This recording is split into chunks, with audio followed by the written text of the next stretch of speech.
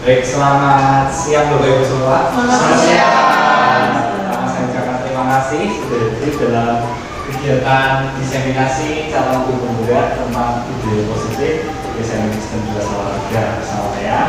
Kenalkan, nama saya Christian Yudi. Di sini saya salah satu calon guru pemuda di SMA Kristen Dua Salatiga bersama Bu Reni dan juga Bu Dewi Punyawati. Nah, saya buka masker biar lebih jelas. Semoga Bapak Ibu semua dalam keadaan sehat dan tetap semangat ya. Ini jam siang ya. Mungkin juga kita perlu kenalan dulu nih biar sama-sama lebih mengenal. Mohon menyebutkan namanya satu persatu serta juga dengan posisinya. Dulu dimulai dari Bu Susi. Terima kasih Ustaz.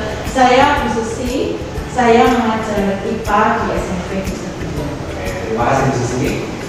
Baik, selanjutnya. Selamat siang Ustaz dan Bapak Ibu guru. Saya Pak Afan, pengajar pelajaran di sini. Oke, terima kasih Pak Man. Selamat siang Bapak Ibu guru sekalian. Saya Andreas Diksi. Saya mengajar mata pelajaran IPA. Oke, Pak Man. Dewi. Halo. Selamat siang, saya Dewi Yudi, mengajar olahraga. Sama ya Pak Dewi. Selamat siang Bapak Ibu. Saya Dani Indonesia. Saya mengajar teknik adjustment. Oke, Pak Deni, terima kasih. Selamat siang Bapak Ibu. Nama saya Agus Berdianata Pradityo, mengajar visual. Bejo, oke. Selamat ya, selanjutnya. Ya, selamat siang Bapak Ibu semuanya. Perkenalkan, nama saya Dada. Saya mengajar di mata pelajaran IPA. Ganda, terakhir. Selamat siang, saya Miss Reni, saya mengajar bahasa Inggris. Oke, terima kasih Bapak Ibu. Semoga kita cepat hafal ya, apalagi Bapak Ibu yang baru ini mungkin belum dapat mengembangkan. Ya, bagus sudah. Baik, saya ingin menyampaikan bahwa selama kegiatan calon guru pemuda ini saya ditemani oleh dua orang. Yang pertama Pak Ladino ini sebagai fasilitator saya, dan yang kedua adalah Bu Eni ini sebagai pengajar praktek guru khusus dan Bapak ya, teman guru IPA juga di SMP Indonesia. Baik, untuk kegiatan hari ini Bapak Ibu semua, saya akan menyampaikan 4 hal tentang budaya positif dan akan diawali dengan disiplin positif beserta nilai-nilai kebajikan. Kemudian yang kedua adalah tentang teori motivasi, hukuman, penghargaan, dan juga restitusi. Yang ketiga adalah tentang kebutuhan dasar, dan selanjutnya adalah keyakinan kelas. Baik, sebelum kita lebih jauh melangkah, mari kita sama-sama menundukkan kepala sejarah kita. Terima kasih Tuhan untuk anugerah-Mu pada siang hari ini. Kami boleh ada di tempat ini. Kami akan sama-sama sharing Tuhan untuk membagikan apa yang sudah saya dapatkan, itu juga apa yang menjadi pemikiran dari Bapak Ibu semua yang ada di sini, biar kami boleh saling bersinergi, saling memberikan masukan, tanggapan, sehingga hasilnya akan baik untuk sekolah kami dan juga untuk diri kami masing-masing. Memberkati kegiatan kami dari awal sampai akhir, dan hanya juga khusus kami silakan. Amin. Bapak Ibu, kita akan masuk di topik yang pertama, yaitu tentang disiplin positif dan nilai-nilai kebajikan. Nah, sebelum kita lanjut, ini saya punya sedikit games ya. Mungkin kemarin Bu Gada dan juga Pak Diksi kemarin sudah. Nah, kita cari pasangan yang lain ya. Oke, jadi sebelum kita masuk materi, kita mau main-main, tapi nanti pastinya masih ada hubungannya dengan materi kita. Nah, silakan mencari pasangan. Nah, ini kebetulan pas ya dua-dua ya. Diksi bisa dengan Pak Diksi, bisa dengan Pak Budi. Terus ya, Ibu boleh salah-salah. Nah, silakan mengepalkan salah satu tangan, boleh Pak Afan atau Diksi atau salah satunya. Gantian ya. Terus silakan mencoba dengan cara Bapak Ibu masing-masing biar kepala tangan itu bisa terbuka. Anggaplah di dalamnya itu ada harta karun yang disembunyikan di dalamnya. Bisa ya. Silakan. Coba salah satu dulu dengan caranya kayak bagaimana terserah. Silakan. Jangan minta tolong juga, Bu. Bisa. Ini saya butuh. Tidak bisa ya? Enggak, nanti kalau saya makan, saya bilang Sampai terbuka. Oh. emang ini sejarah nggak boleh Anak saya. waduh, pantesan nggak boleh ya Bu. Aduh, Bu tuh bisa banget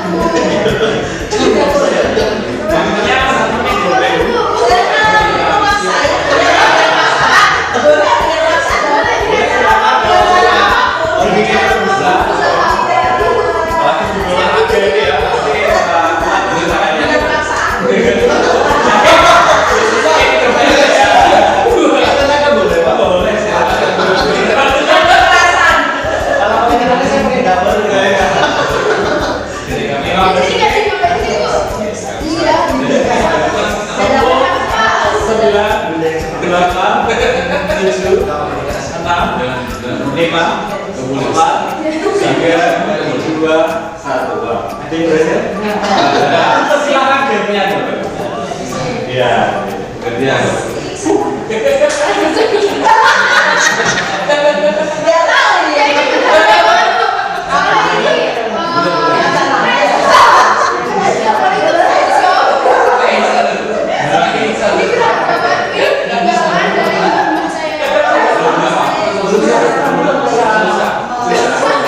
Susah mau masak seperti apa?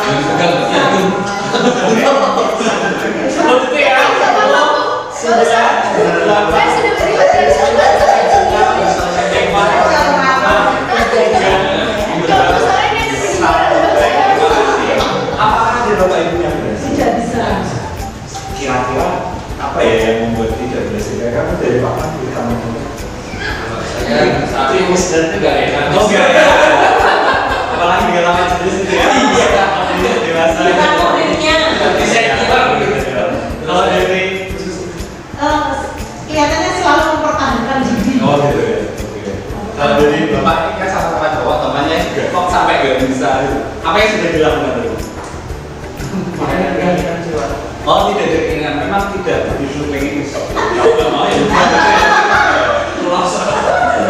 Kalau dari bukan ya, tidak berhasil ya. Padahal kemarin sebenarnya berhasil ya. Iya, sudah berhasil. Itu sangat berharga, terlalu berharga bagi dia.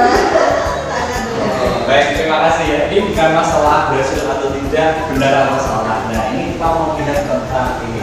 Sebenarnya ini juga berhubungan dengan anak kita, loh.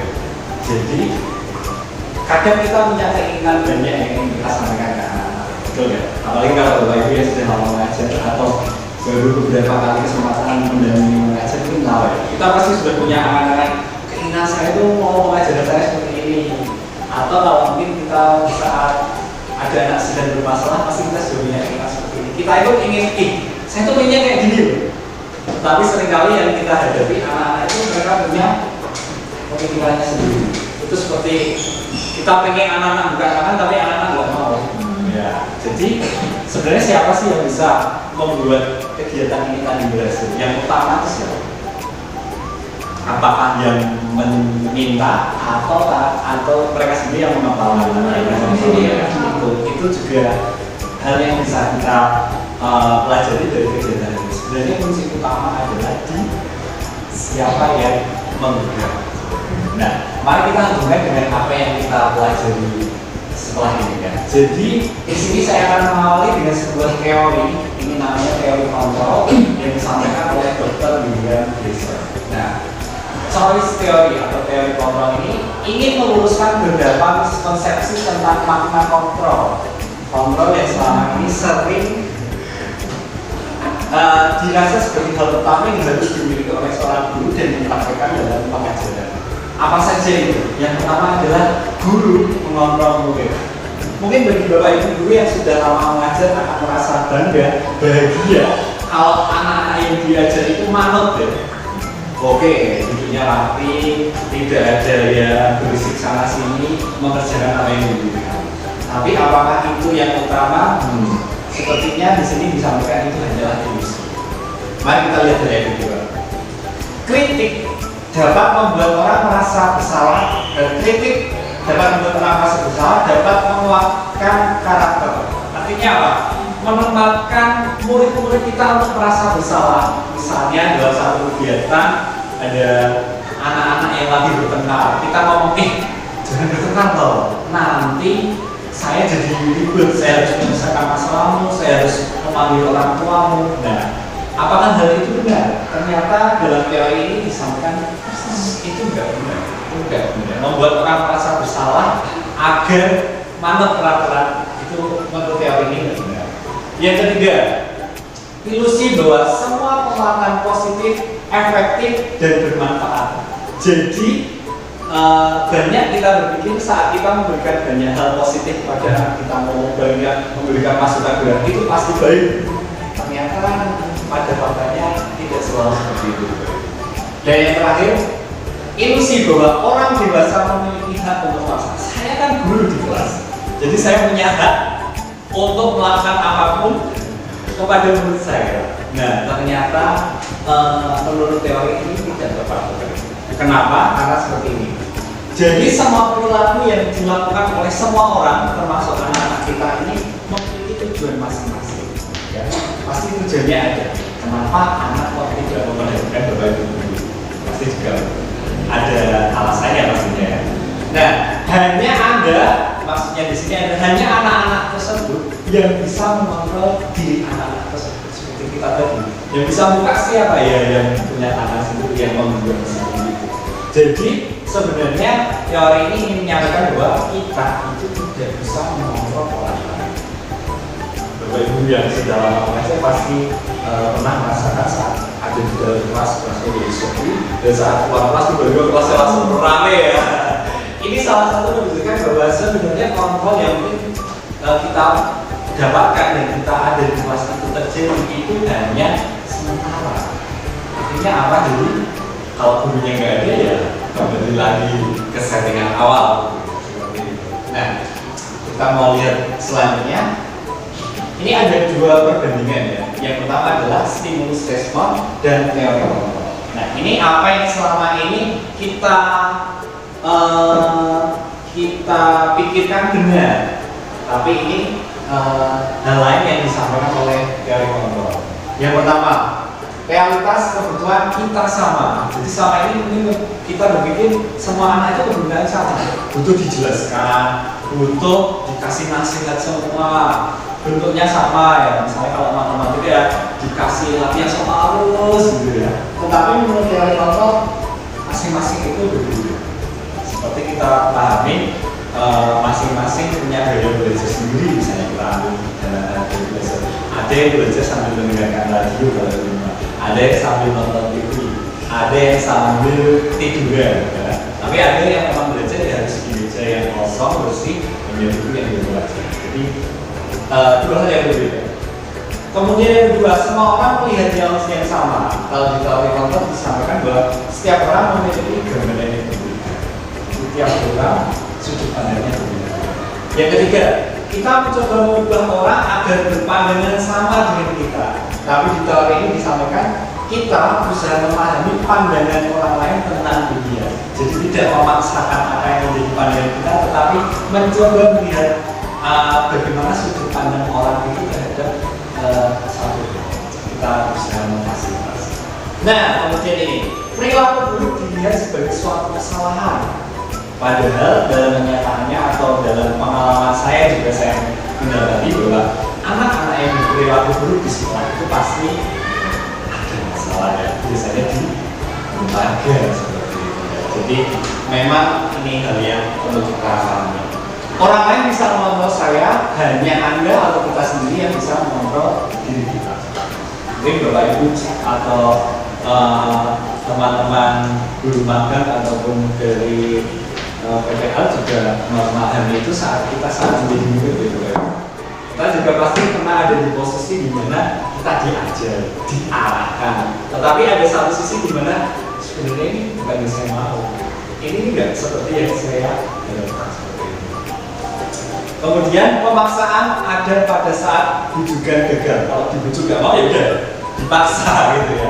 Tetapi di teori ini diceritakan bahwa kita dulu kolaborasi dan konsensus untuk menciptakan pilihan-pilihan baru. Itu diberi alternatif. Oh kamu gak mau ini ya udah. Kalau begini bagaimana ya? Kita masih memberikan pilihan. Yang terakhir, model berpikir menang atau kalah.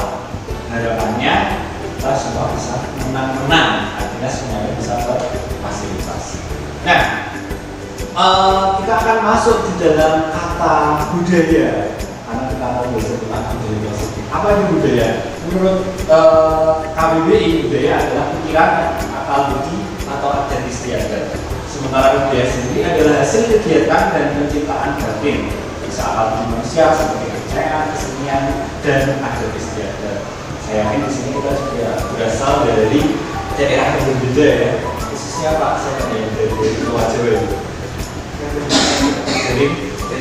Dari Bekasi, ya. Dari logat ngomongnya itu sudah berbeda ya. Apalagi gaya bicara juga pasti berbeda.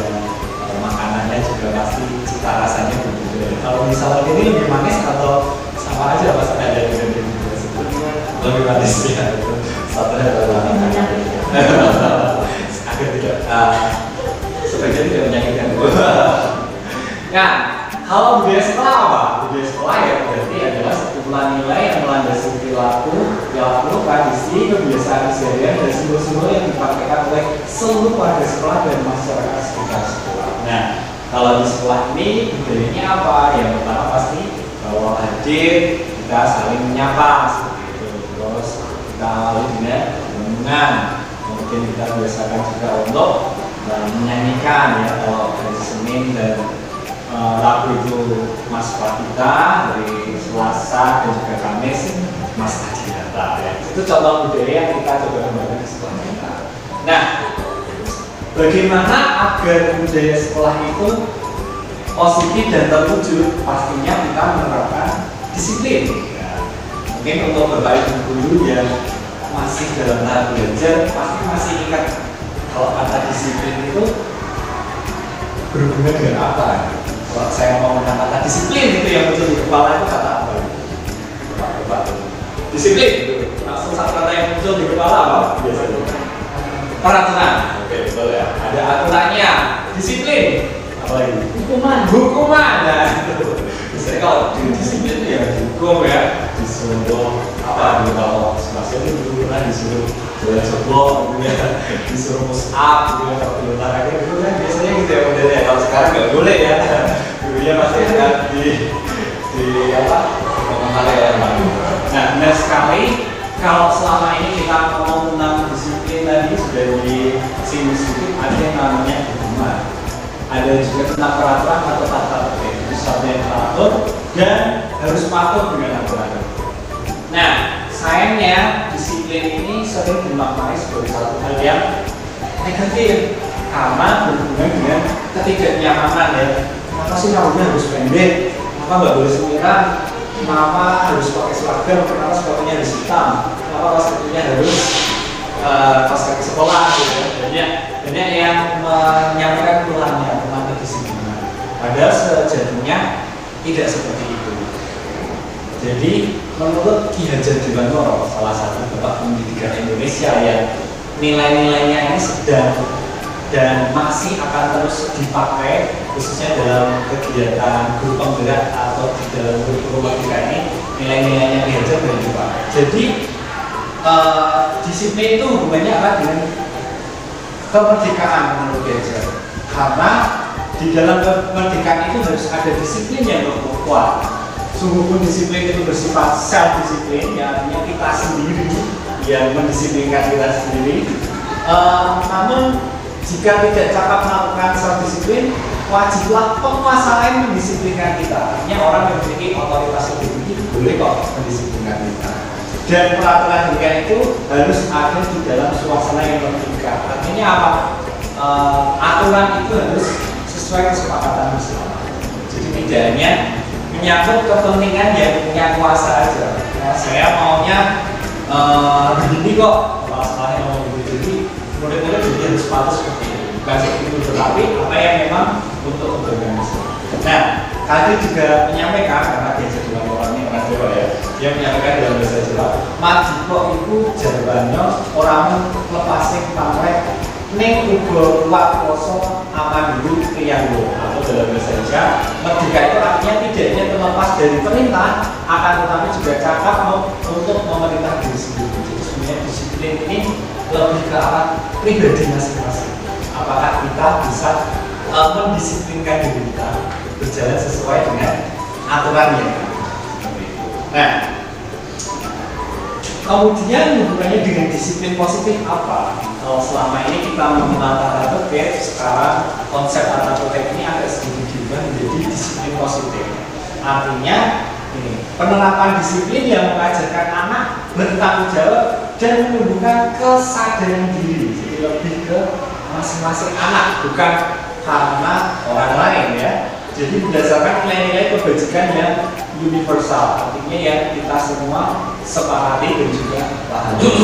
Dan disiplin positif ini akan mengontrol diri dalam melakukan segala tindakan, sehingga membuat murid memahami dan menyadari berdasarkan motivasi internal, artinya mereka sendiri, bukan paksaan, bukan pembagian, ujian atau dorongan. Jadi ini menarik ya Bapak Ibu. Jadi kadang anak-anak itu bisa berlaku baik karena ini dipaksa. Mungkin orang tua itu belajarnya dia kenapa? Ya karena disuruh sama orang tua.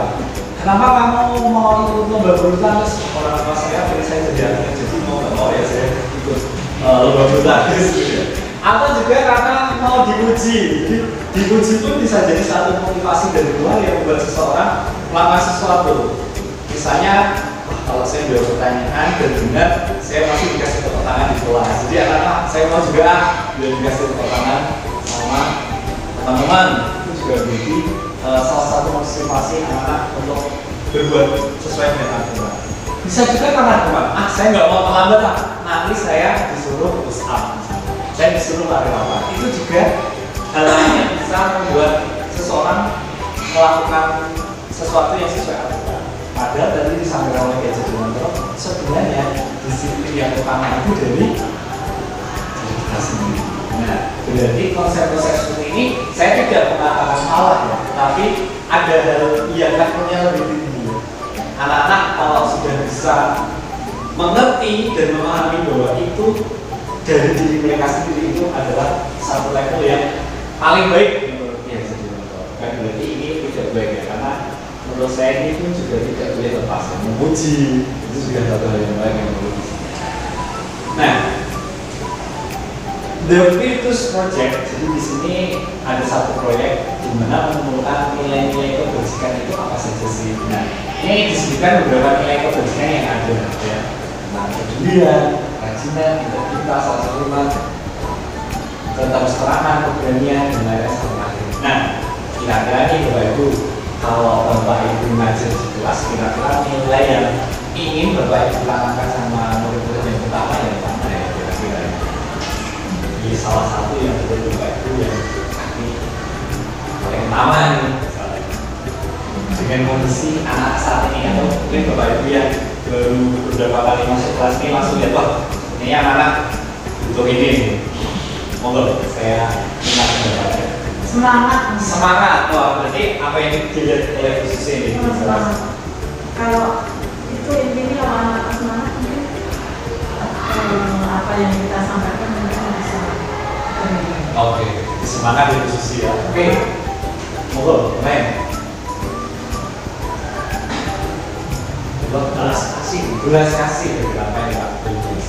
Saya melihat bahwa belas kasih itu merupakan nilai yang kebajikan yang tidak hanya bagi oleh siswa tapi dari guru, sehingga dari guru ketika guru menunjukkan belas kasih kepada siswa, misalnya siswa itu kurang semangat belajar, lalu guru mencari tahu apa yang terjadi kepada siswa, mungkin siswa akan merasa bahwa saya ada kasih yang mengalir dari guru, kemudian dengan begitu siswa akan mengalami apa ya, transformasi perubahan dari belas kasih.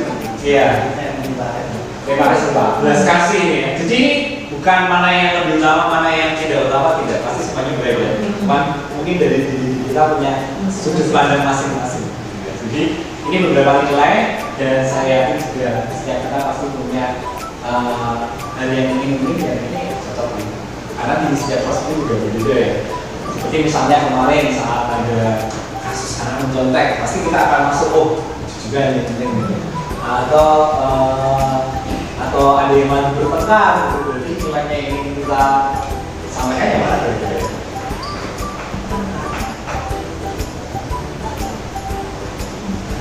Ya, ada juga bisa. Bagaimana kita bisa mengatasi. Ya, ini beberapa nilai-nilai kebajikan yang ada dan saya yakin kita ingin menanamkannya di dalam pembelajaran kita. Walaupun mungkin kita sudah punya materi pembelajaran ya, ini nilai-nilai yang kita sisipkan saat kita mengajar secara langsung atau tidak langsung. Seperti itu pasti berbagi dulu mengalaminya.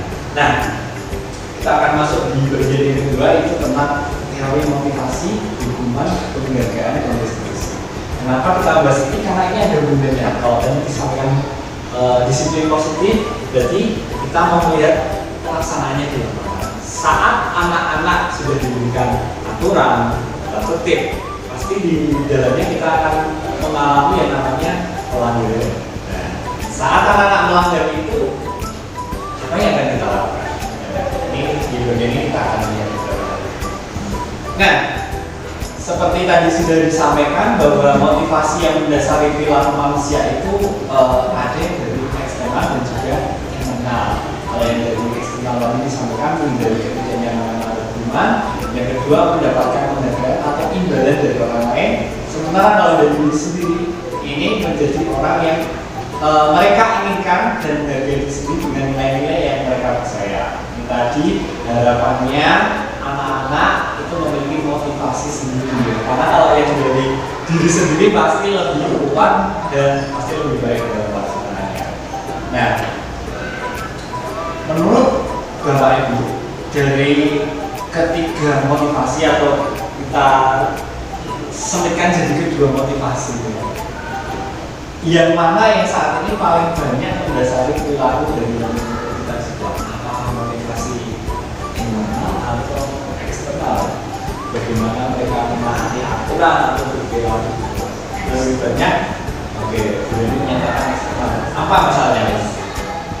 Misalnya anak takut kalau dihukum, Oh, takut dihukum ya? takut kena sanksi Takut daripada kena sanksi. dimarahin guru ya sudah. Ya udah, ya. Daripada dimarahi ya udah saya mendengarkan ya, walaupun dengarnya sambil melapor ya. Tetap mengumpulkan tugas, walaupun pengumpulannya mungkin tidak maksimal ya Pak ya. Yang penting juga ya, jadi memang ini yang menjadi tantangan kita semua bahwa memang anak-anak masih kurang dalam motivasi dari diri mereka sendiri. Nah, itu tujuannya atau ini menjadi tanggung jawab kita bagaimana kita bisa menunjukkan motivasi yang dari dalam diri mereka sendiri. Nah, ini ada satu kasus juga. Jadi ini saya ambil jadi Sabrina dari ini baru terlambat dan terburu-buru sampai di sekolah. Dia pun akhirnya sampai di lubang sekolah tapi baru menyadari kalau tidak menggunakan sepatu hitam seperti tertera di peraturan sekolah. Ini sering pasti, tentunya nggak hitam, jadi tahu. Di depan kelas Pak Lukman itu memperhatikan sepatu Sabrina yang berbadan coklat. Sabrina berusaha menjelaskan bahwa dia terburu-buru dan salah menggunakan sepatu. Pak Lukman menanyakan Sabrina apa peraturan sekolah tentang seragam warna sepatu. Sabrina menjawab sudah mengetahui harus berwarna hitam. Namun karena terburu jadi pakai. Pak Lukman tetap bersikeras pada peraturan yang baru dan mengatakan ya sudah, kamu sudah melanggar warna sekolah, kamu salah sudah terlambat. Setelah warna pula segera buka sepatumu kalau tidak bisa menggunakan warna sepatu sesuai peraturan. Buka. Terus Sabrina minta maaf dan mau kembali pada Pak Lukman dan tetap menggunakan sepatu dan janji tidak akan melakukan kesalahan.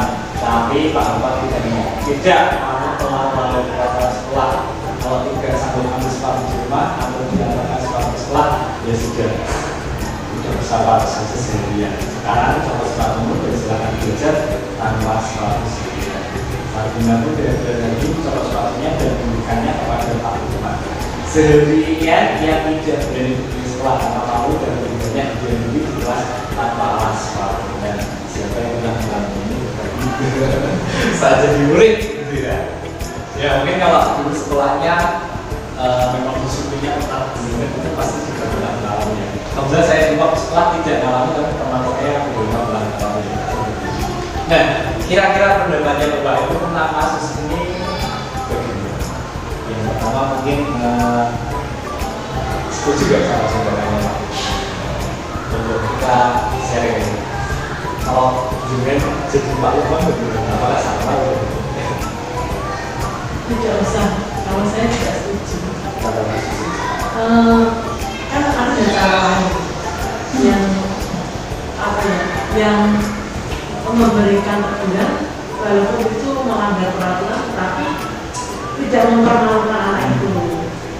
Itu yang kita jaga. Mungkin janji 4 kata itu surat perjanjian atau gimana, sehingga besok tidak mengulang. Nah kalau mengulang, ya dulu dicatat. Itu mungkin ini sudah lihat ini pelanggaran yang berapa juga gitu ya. intinya jangan. Oke, mempermalukan ya. Jadi salah satu yang jadi soal kita diskusi ya, karena benar Bayangin aja biasanya nggak pakai sepatu di sekolah itu ya pasti malu. Kira-kira menurut Bapak Ibu itu hukuman atau konsekuensi?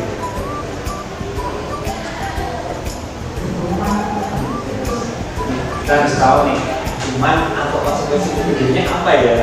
Kita perlu tahu dulu ya. Kalau kira-kira dulu antara hukuman dan konsekuensi kira-kira masuk hukumannya gitu. Oke, kita lihat dulu apa itu hukuman konsekuensi dan nanti ada satu lagi tentang konsekuensi. Kita mau lihat juga. Jadi menurut teori yang disampaikan bahwa hukuman itu biasanya bersifat tidak terencana atau tiba-tiba.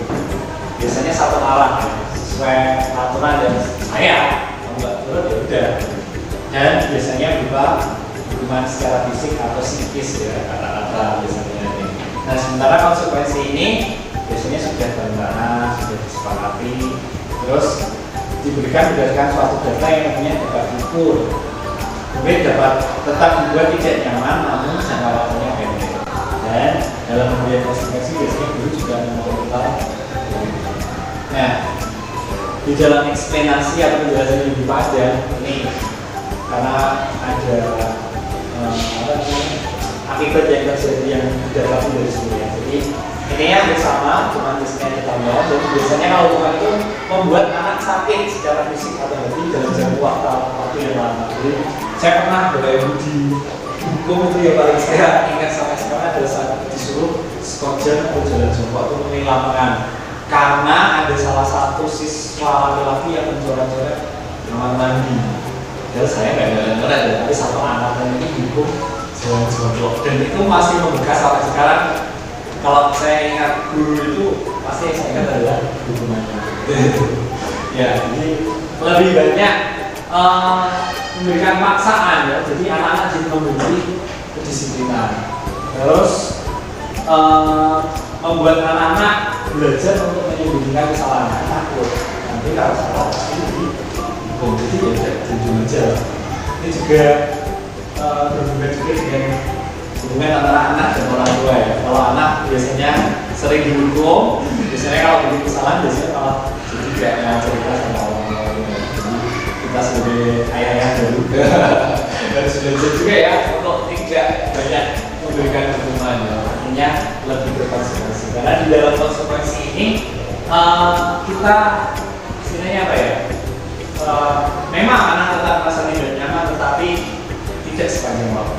Artinya kita buat kesepakatan dulu seperti yang tadi disampaikan bahwa konsekuensi ini sudah disepakati dulu. Jadi misalnya kalau kamu sampai melanggar sekolah konsekuensinya apa, misalnya harus membersihkan kelas gitu. Artinya sudah disepakati.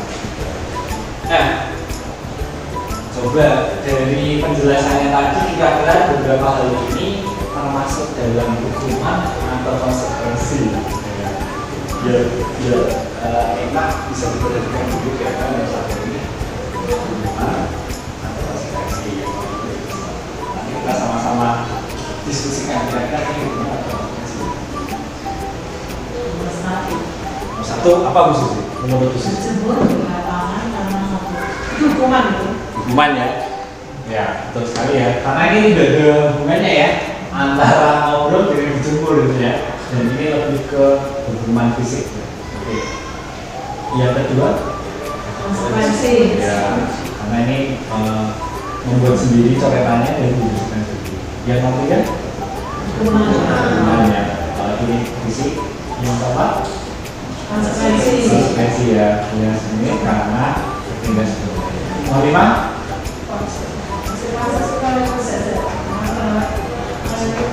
Hukuman ya lagi. hukuman atau konsekuensi ya? Apakah ini masih ada hubungannya dengan pelajaran PJOK? Masih ya, karena ini lari ya. Jadi karena ini konteksnya masih PJOK, jadi lari oke. Beda kalau lari menghilangkan basket 2 kali karena tidak mengajarkan dengan bahasa Indonesia. Gimana ya? Ini konteksnya lari ya, suruh lari ya. Iya. Nomor 6. Hukuman ya, seperti kasusnya tadi ya, seperti itu. Jadi Bapak Ibu sudah paham apa itu perbedaan antara hukuman dan konsekuensi. Nah, ternyata ada satu lagi selain hukuman, konsekuensi. Nah ini yang sedang digalakkan atau coba disarankan untuk Bapak Ibu praktekkan dalam kehidupan pengajarnya, yaitu tentang restitusi. Itu juga bisa kita praktekkan dalam kehidupan sehari-hari. Apa itu restitusi? Jadi menciptakan kondisi bagi murid untuk memperbaiki kesalahan mereka, sehingga mereka bisa kembali pada kelompok mereka dengan karakter yang kuat. Dalam pengertian yang lain, restitusi bukan untuk menebus kesalahan, melainkan sebuah tawaran dan bukan paksaan untuk membantu murid menjadi lebih memiliki tujuan, disiplin positif, dan memulihkan dirinya setelah berbuat kesalahan. Itu teorinya ya. Kita langsung aja ke. Nah, jadi dalam restitusi itu ada yang namanya segitiga restitusi. Di dalam segitiga ini ada tahapan yang dilakukan. Jadi saat seseorang melakukan kesalahan atau membuat sebuah pelanggaran, ini tahapan yang dilewati dalam segitiga restitusi. Yang pertama adalah menstabilkan identitas. Di sini biasanya ada beberapa pertanyaan yang bisa dipakai ya. Contohnya ini, kamu ini menjadi seperti apa? Keyakinan kelas apa yang telah kita sepakati. Nah, itu juga pertanyaan lain.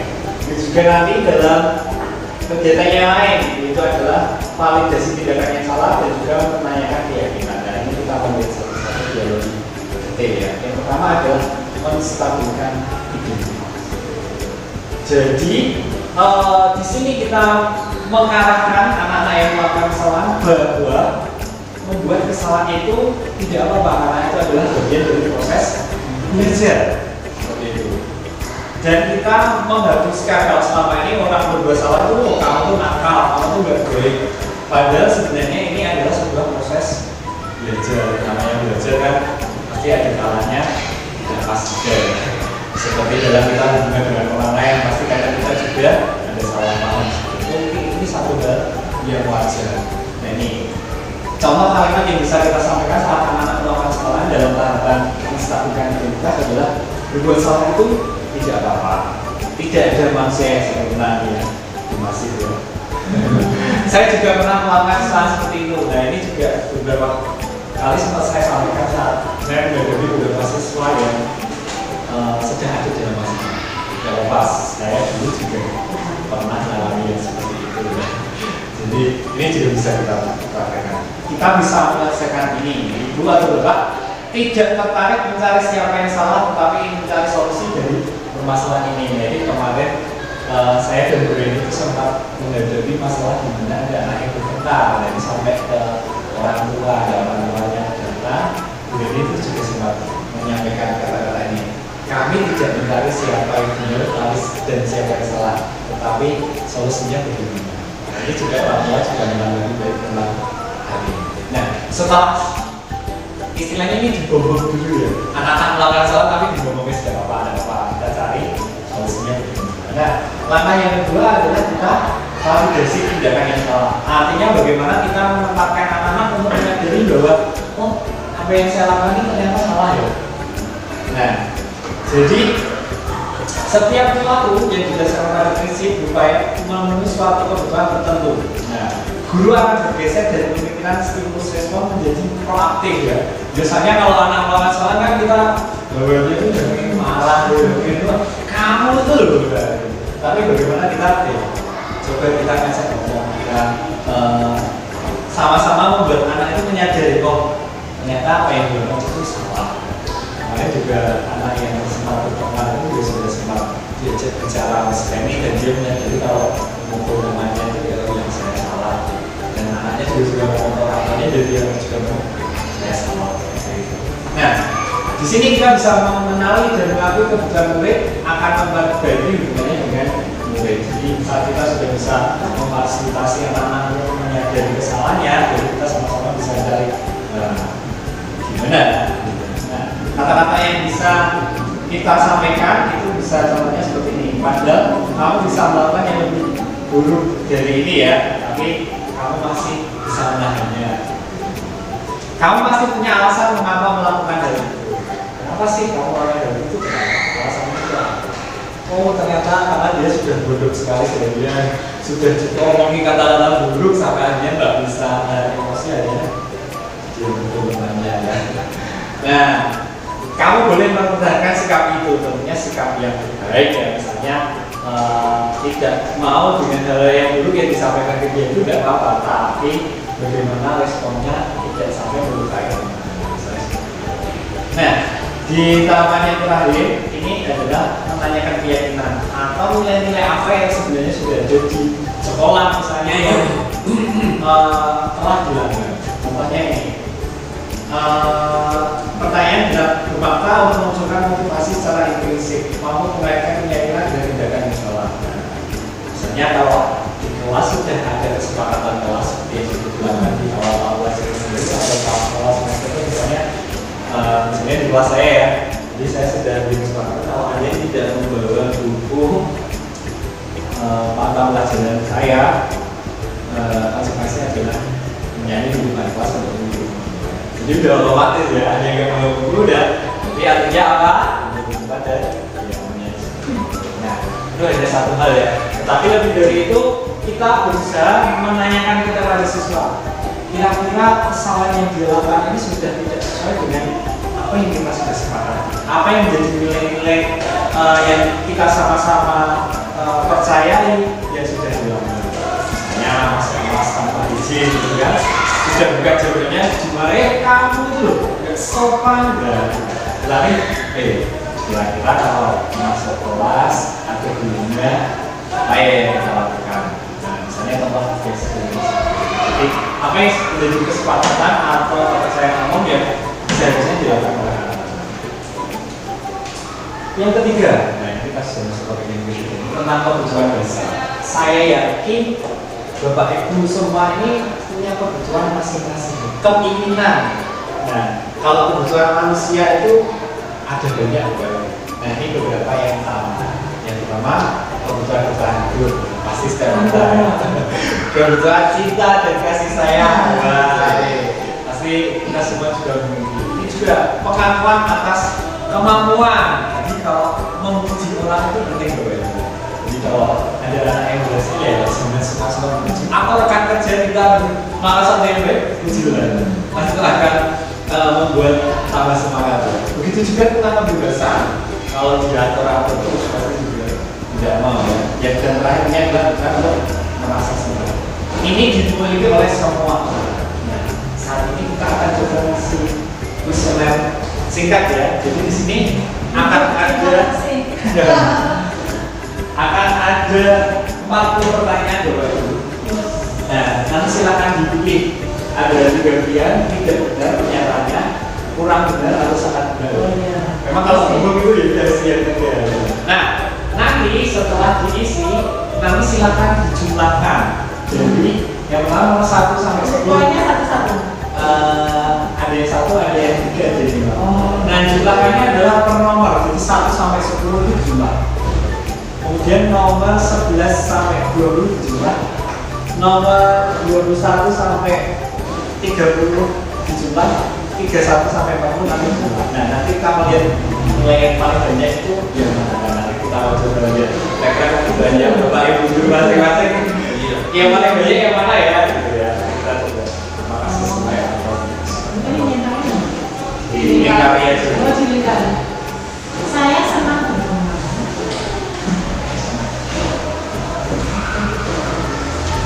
Masih video ya, itu. Ya, kalau orangnya introvert pasti ya lebih senang sendiri ya.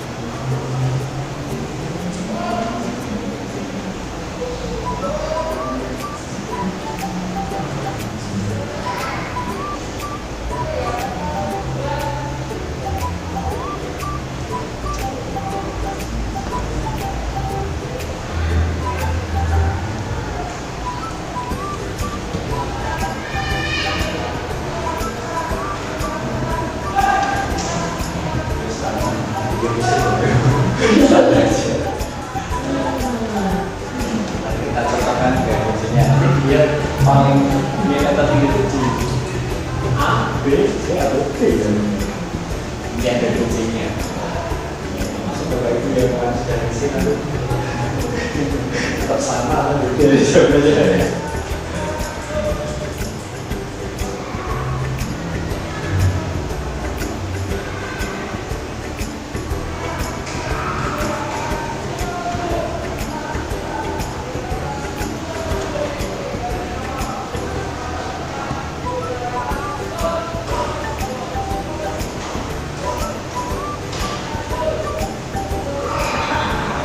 Itu dari saya sebut awal.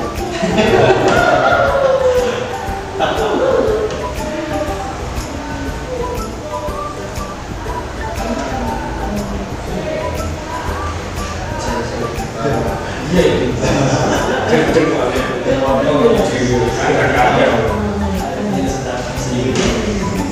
Namun ini koleksi.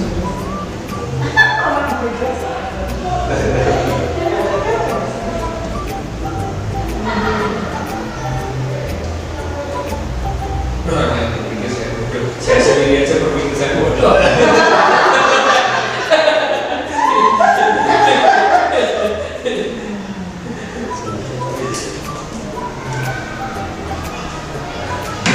Kalau ini saya udah apa sama?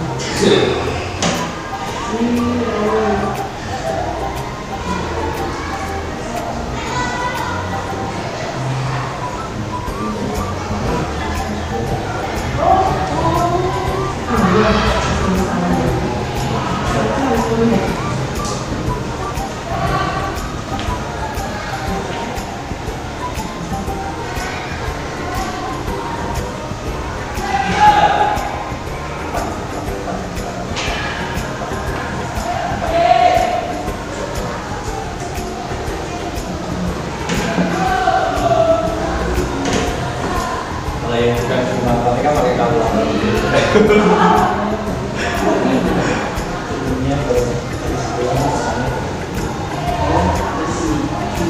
Terus 20 sampai 11 sampai 20, 21 sampai 20, 21 oh 20 masuk sini ya? 11 sampai 20. 11 sampai 20.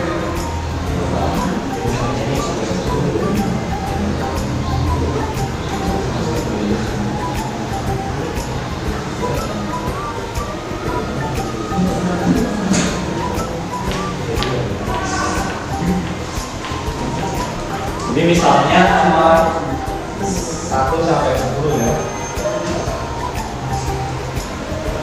Ini pokoknya 1 semua, itu berarti totalnya ada 10. Totalnya.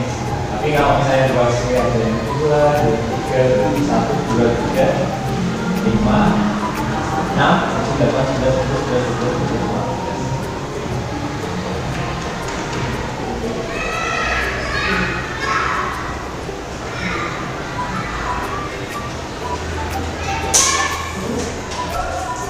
Nah, yang paling banyak di mana?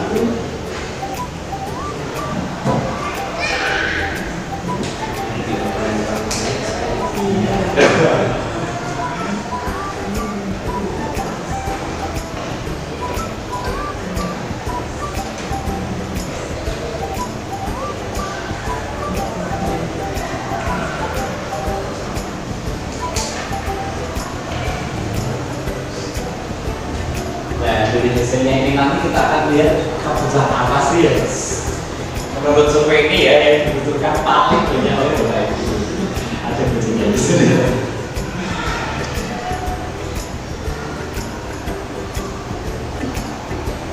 Bapak kan ini sudah paling banyak yang bagian A, B, C atau Pak?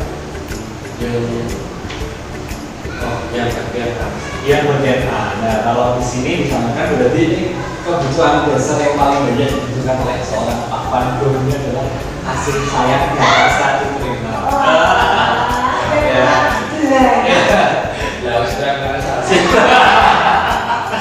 Jadi ini bukan masalah kurang atau bagaimana, tapi ini sudah menjadi kebutuhan yang paling utama. Mungkin selama ini sudah mendapatkan, tapi ini yang utama yang dibutuhkan itu yang A.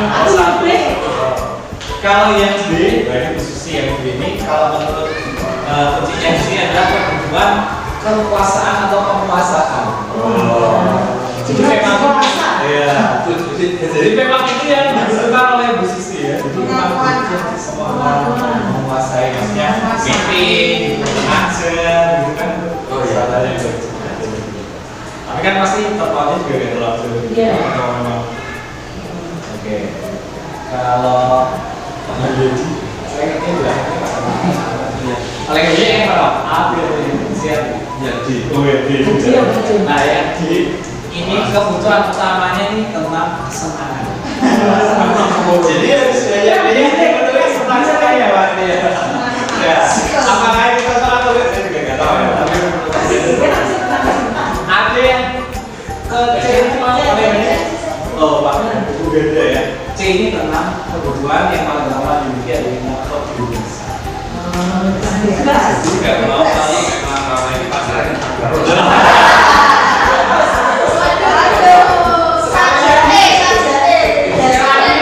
Bukan tentang audisi ya jawab ini masing-masing kita punya preferensi. Saya memang yang pertama butuh itu ya, bukan yang lain tidak butuh ya. Siapa yang nggak butuh kasih sayang ya? Ya kita tahu. Oke, tapi buat apa sih porsi yang utama yang butuh?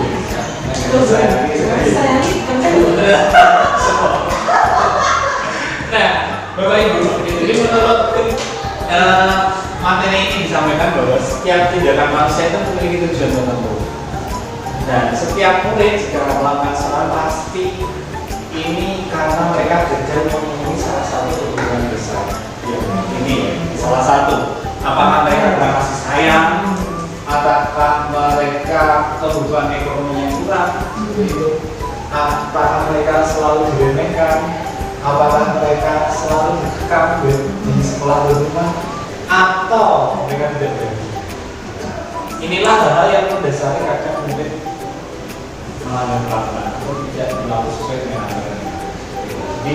Ini perlu kita sama-sama pahami. Jadi agar kita tidak langsung memberikan judgement atau menilai anak pasti ini karena nakal. Pasti ini ada hal yang mendasari tindakan dari anak. Nah, harus didiskusikan. Nah, sebagai seorang guru, kita itu memiliki beberapa posisi kontrol yang bisa kita lakukan. Nah, yang pertama pasti kita bisa jadi seorang pembuku. Mulai gampang ya, membuat rasa bersalah. Apakah dari guru pernah melakukannya? Membuat murid merasa bersalah karena mereka mungkin pernah ya. Kamu dulu bikin saya pusing, nggak bisa tidur. Ada juga posisi sebagai seorang teman, saya bisa sharing cerita. Waktu di bawah saya masih guru itu paling bingung kalau dicurhatin sama murid, apalagi kalau lawan jenis gitu kan. Gimana gitu. Atau kita juga bisa jadi seorang teman. Nah, yang terakhir adalah sebagai seorang manajer. Harapannya kita bisa menjadi ada di posisi itu, manajer. Apa itu mau kita lihat satu-satunya. Nah, ini sebenarnya banyak sekali, tapi kita mau lihat sedikit karena ini banyak sekali. Saat kita berposisi sebagai seorang pemimpin, nah, biasanya dampaknya itu adalah anak-anak jadi pemberontak, atau bisa dihukum bohong. Nanti kalau dihukum bohong aja. Nah, bagaimana kalau membuat orang berasa salah? Ya, ini contohnya nih. Ibunya ngomong, kamu seharusnya sudah tahu. Ibu lelah sekali mengatakannya, ibu stres. Ya. Nah ini juga sama. Biasanya murid-muridnya responnya juga mereka akan bergaul juga. Nah, kemudian anak-anak juga bisa menjadi merasa rendah diri karena saya sudah bikin orang kesusahan ya ternyata ya, itu malah responnya seperti itu. Sementara kalau kita memasukkan diri sebagai teman, ini hasilnya adalah ada murid ketergantungan ya. Jadi merasa lemah, mereka saya nggak bisa untuk dibantu. Kadang seperti itu. Kalau sebagai pemantau, nah murid-muridnya menyesuaikan diri bila diawasi, kalau diawasi. Jadi kalau dikasih sanksi atau dapat rezeki, mereka baru mau untuk bertindak sesuai dengan aturan. Tapi kalau kita berposisi sebagai manajer, artinya kita bisa mengatur, kita bisa mengajukan pertanyaan, apa yang bisa kita buat, kita lebih mendiskusikan setiap keputusan atau pengaturan dari murid-murid. Itu harapannya murid-murid bisa mengevaluasi diri dan bagaimana memperbaiki diri. Ini berhubungan dengan saat berhadapan dengan murid yang melakukan kesalahan. Memang harapannya kita semua ada di posisi seleksi begitu baik. Tapi ya pasti kita akan melewati proses untuk bisa memahami posisi seperti ini. Itu memang tidak gampang. Nah, ini penjelasan lebih detailnya. Jadi saat anak melakukan kesalahan, guru mempersilahkan murid bertanggung jawab atas perilakunya dan mendukung murid agar dapat menemukan solusi atas permasalahannya. Jadi kita nggak langsung menghukum, tapi kita sama-sama berefleksi. Kira-kira kamu sudah bersalah apa? Benar nggak? Kira-kira biar tidak terjadi lagi bagaimana? Jadi lebih ke restitusi atau bagaimana mereka bisa memperbaiki diri sehingga anak-anak memiliki identitas positif bukan sepakat berhasil. Jadi jika ke depan mereka menghadapi masalah yang sama, apakah respon mereka akan lebih baik dari sebelumnya atau tidak? Nah, yang terakhir, ini hubungan dengan keyakinan kelas. Untuk Bapak Ibu guru yang sudah mengajar pasti sudah memahami bahwa kurikulum Merdeka ini mengajak kita semua untuk bersama-sama membuat sebuah kesepakatan di dalam kelas.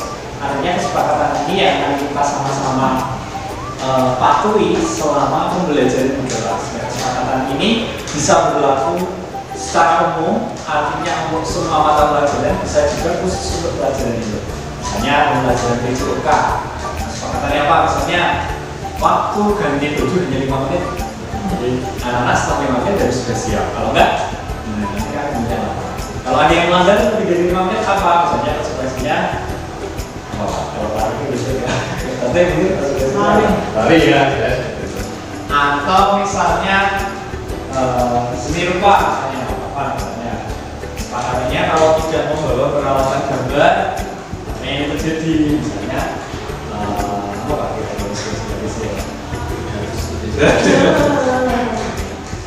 Konsekuensinya ya potong waktu kerja yang berdasarkan semua akan diproses. ya misalnya potong waktu. Artinya kesepakatan ini sama-sama didiskusikan sehingga yang merasa memiliki kesepakatan itu tidak hanya dirinya. Tapi kan aturan hanya dari guru tidak, tapi ini dari kita. Nah, mari kita lihat beberapa informasi tentang keyakinan kelas. Jadi biasanya aturan atau kesepakatannya ini bersifat abstrak. Jadi lebih ya kalau tata tertib itu kan rinci dan konkret ya. Saya tidak boleh merokok, dilarang mencontek gitu. Tapi kalau secara keyakinan kelas kita lebih yang sifatnya umum.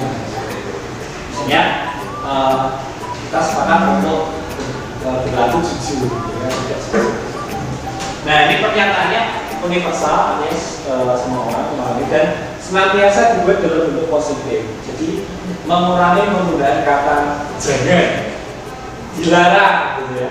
Karena biasanya kalau sudah negatif itu kesannya adalah tidak baik.